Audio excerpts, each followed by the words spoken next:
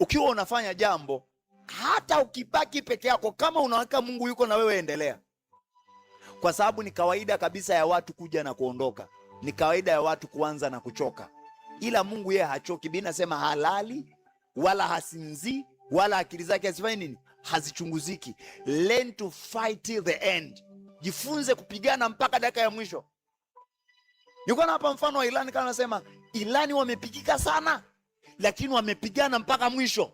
Yani sifa ya Irani walionayo mpaka sasa hivi ni kwa sababu pamoja na makombora waliopigwa, hawakuonyesha ule udhaifu wala kuukiri. Waliendelea tu kusema sisi ni wababe, sisi tunaweza, nchi ni ya kwetu na wananchi wote wanatoka. Hicho ndio kilichowapa heshima, ijapokuwa walikuwa nakufa, lakini hawakutanguliza yale maumivu ya kufa ya wachache ili wengi wapotee zaidi. Wakasema waliokufa tunalia na tunajisikia vibaya, lakini vita itaendelea. Na mpaka sasa hivi Irani ni taifa lenye heshima.